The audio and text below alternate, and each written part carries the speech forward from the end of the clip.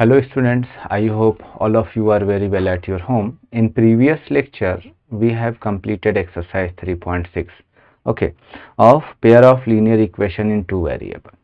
In today's lecture, we will try to solve some problem of exercise 3.7. As you know, exercise 3.7 is an optional exercise, okay.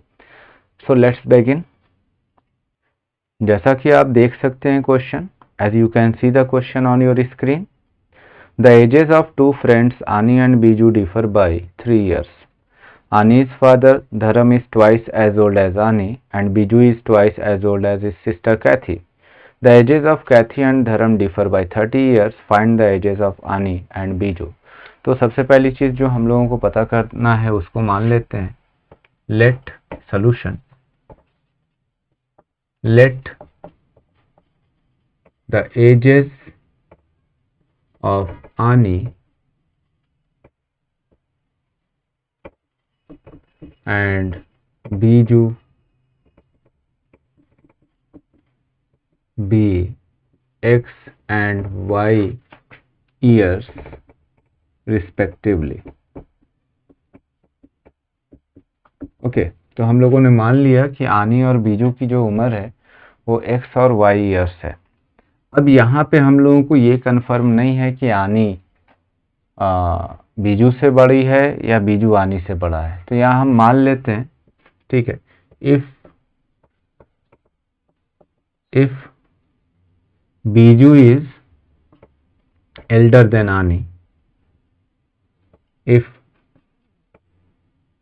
Biju is या Annie is elder than Biju, दोनों case हो सकता है. Okay, so Annie is elder than Biju, then क्या होगा हम लोग देखेंगे. क्वेश्चन ने क्या बोला? According to question, case 1, question कह रहा है कि आनी और बीजू डिफर कर रहे हैं 3 साल से, 3 इयर्स एक दूसरे से. तो हमने वो मान लिया है कि आनी बड़ी है बीजू से, तो यहाँ x माइनस वाई, क्योंकि दोनों का डिफरेंस निकालना जो कि बराबर है 3 इयर्स के. तो इक्वेशन 1 पता करना काफ़ी आसान था, बट इसके बाद केस 2 पर आते हैं. तो केस 2 पर आने के लिए आपको थोड़ा सोचना पड़ेगा. केस 2 पर, केस 2 पे जो रिलेशन दिया है वो धर्म और कैथी के बीच में, लेकिन धर्म और कैथी की एजेस कैसे पता करोगे आप? तो लिखोगे एज ऑफ धर्म, ओके, एज ऑफ धर्म. तो धर्म की एज कितनी है भाई? तो यहाँ बोल रहा है कि धर्म जो है वो आनी से 2 गुना है. एज ऑफ धर्म क्या हो जाएगा? 2x, क्योंकि आनी से ये ट्वाइस है. एज ऑफ कैथी, ओके, कैथी. अब यहाँ थोड़ा ध्यान देना, यहाँ पे बोल रहा है कि बीजू कैथी से 2 गुना है, तो कैथी बीजू से कितना होगी? डेफिनेटली हाफ, ओके, आधी होगी. तो यहाँ क्या लिखेंगे? y/2. ये आपको जो है कि पता करना जरूरी था. ओके, यस, तो ये हम लोगों ने निकाल लिया. अब क्वेश्चन को वापस से पढ़ेंगे. क्वेश्चन क्या बोला? The ages of Kathy and Dharam differ by 30 years. Okay, Kathy और धर्म की जो उम्र है वो 30 साल का अंतर है उनमें, 30 साल का. तो यहाँ पर हम लोग जो है कि मान लेंगे दोनों का जो है अगेन, यहाँ पर जो है धर्म को हम लोगों ने जो है कि बड़ा ही कंसीडर कर लेना है. तो 2x minus y/2 is equal to 30 years. Okay, तो इस 2 को इधर भेजेंगे तो क्या होगा? ये हो जाएगा आपका 4x minus y is equal to 60 से इक्वेशन 2. ओके, ये इक्वेशन 1. अब जाकर आपका इक्वेशन बना है. अब इन दोनों इक्वेशन में आप देख सकते हैं कि y के कोफिशिएंट जो है सेम है और साथ में y के जो साइन है वो लाइक है. तो यहाँ सब्ट्रैक्ट करेंगे, क्या लिखेंगे? Subtracting equation 1 from equation 2. okay, subtracting equation 1 from equation 2. तो 4x minus y is equal to 60 and x minus y is equal to 3, subtract कर दीजिए, साइन चेंज हो जाएगा, y से y cancel, 3x is equal to 57, so x is equal to 57/3, so ये हो जाएगा 19 years. Okay, तो x की वैल्यू, अब x कौन है, आनी है, तो x की उम्र कितनी आ गई, 19 ईयर्स। ओके, अब इसके बाद इस x को वापस से इक्वेशन 1 में सब्स्टिट्यूट करते हैं, substituting the value of x in equation 1। Okay, equation 1 में रख देते हैं x की value, then x minus y is equal to 3, x की वैल्यू 19 है, so 19 minus y is equal to 3, so 19 minus 3 is equal to y, so y is equal to 17 years. Okay, तो यहाँ से स्टेटमेंट में लिख सकते हैं एज ऑफ आनी is equal to 19 years, oh sorry 17 नहीं होगा, यहाँ 16 होगा, 19 years. Okay, and age of Biju 16 years. Okay, अब यहाँ पर अगर आप इसको पलट देते तो बात अलग हो जाती। ओके, क्योंकि इस क्वेश्चन के दो आंसर आ रहे हैं, तो आप जो है किसी एक को कंसीडर कर सकते हैं। Now you can see the another question on your screen. One says give me 100 friend, okay, I shall then become twice as rich as you, and then other reply, if you give me 10 I shall be 6 times as rich as you। okay, so tell me what is the amount of their capital। तो हम लोग मान लेते हैं कि उनके जो amounts हैं वो x एंड y हैं, ठीक है, और उनके पर्सन के नाम भी हम लोग कंसीडर कर लेते हैं। तो सोल्यूशन बहुत अच्छा क्वेश्चन है और लॉजिकल है। ओके, समझो, मान लो let a person A, let a person A have rupees X and let person A have rupees X and person B has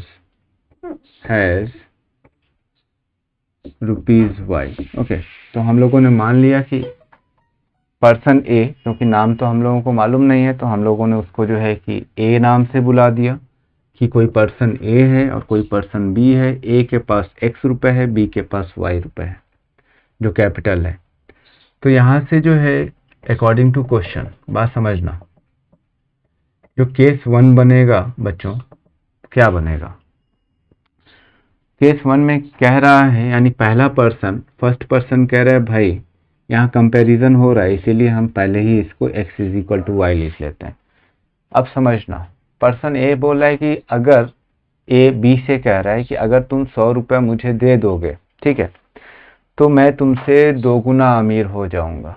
तो अब ये बात सोचो, थोड़ा सा दिमाग लगाओ कि अगर वाई अपने टोटल कैपिटल में से 100 रुपये इसे देगा, तो इसके कैपिटल में 100 रुपये क्या होगा, ऐड होगा, लेकिन इसके कैपिटल में 100 रुपये तो कम हो गया ना, तो इसीलिए यहाँ 100 रुपीज सब्ट्रैक्ट करोगे आप। बात समझ में आ रही है। फिर पर्सन ए इससे 2 गुना अमीर हो गया, क्योंकि हमें इक्वेट करना है, तो हमने क्या करना, 2 से मल्टीप्लाई कर लेना, balance. So x plus 100 2y minus 200। Okay, so x minus 2y is equal to minus 300। ये इक्वेशन 1 बन गया आपका। केस 2 की बात करते हैं। केस 2 में भी दोनों को चूंकि कंपेयर करना है तो इक्वल कर लेते हैं। फिर क्या बोल रहा है, person B replies, if you give me 10 I shall be 6 time as rich as you. यानी बी कह रहा है कि भैया तुम मुझे 10 रुपए दे दो, तो मान लो एक्स ने इसे 10 रुपए दे दिया, तो एक्स के पास 10 रुपए कम हो गया और इसका 10 रुपए बढ़ गया, तो मैं तुमसे 6 गुना अमीर हो जाऊंगा, यानी 6 टाइम जो है रिच हो जाएगा इससे। तो इसका मतलब यहाँ 6 से मल्टीप्लाई कर लेंगे। सो ये 6x -60, ये y + 10, सो ये 6x - y = 70 से इक्वेशन 2। ठीक है, तो यहाँ पे हम लोगों ने ये कर लिया। अभी इक्वेशन को बैलेंस भी आप कर सकते हो, कर लो यहाँ पर इक्वेशन 2 में मल्टीप्लाई कर लो 2 से और देन 1 को, तो यहाँ लिखेंगे equation 2 multiply by 2 minus equation 1। Okay, तो 2 से मल्टीप्लाई करेंगे तो ये क्या हो जाएगा, ये हो जाएगा 12x माइनस 2y = 140, और यहाँ क्या हो जाएगा x minus 2y = -300, sign change होगा। ओके, 2y से 2y गया, ये हो जाएगा 11x और ये हो जाएगा आपका 440। सो x = 440 अपॉन में 11, तो 40 रुपीज़ 40। सो x के पास कुल कितना रुपए है, 40 रुपए। अब इस x के रुपए को हम लोग जो है इक्वेशन 1 में रख लेते हैं। ठीक है, तो सब्स्टिट्यूटिंग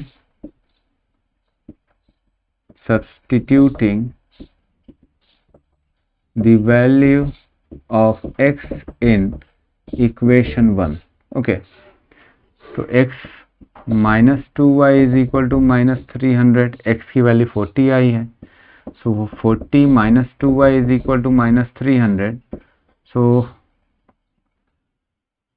40 को उधर भेज लेते हैं, सो -2y = -300 - 40, सो -2y = -340। ओके, माइनस से माइनस कैंसिल हो जाएगा, सो y = 340/2, तो ये हो गया 170 रुपीज़ 170।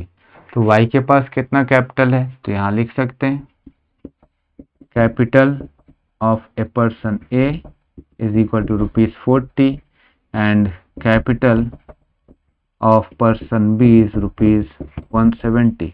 ओके, 170। तो आपको समझ में आ गया होगा कि किस तरीके से हम लोगों ने सॉल्व किया। अब यहाँ पर देखो, जो मैंने इतना एक्सपेंड किया, आपने देखा होगा बहुत से क्वेश्चन में मैं इसको बहुत छोटे में कर देता हूँ, क्योंकि बहुत से बच्चों को नहीं समझ में आता है। ये देखो करना क्या होता है, फिर से मैं यहाँ समझा देता हूँ। ये इक्वेशन इस तरीके से न लिखकर जो वेरिएबल पता करना उसके टर्म्स में लिखो। जैसे यहाँ पर x की वैल्यू सब्स्टिट्यूट करनी है, तो इस इक्वेशन को y के टर्म्स में लिख लो।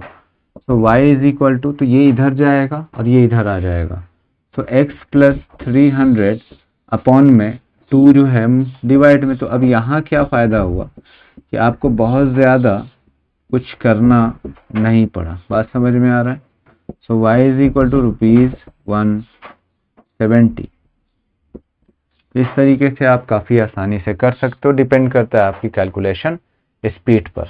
ओके, तो चलिए इन दोनों क्वेश्चन को वापस से आप जो है ट्राई करेंगे करने का। ठीक है, इससे कॉपी करने के बाद, और बाकी के जो क्वेश्चन है उनको हम लोग नेक्स्ट लेक्चर में डिस्कस करेंगे। ओके, तो चलते हैं, अपना ध्यान रखिए आप लोग। Bye bye.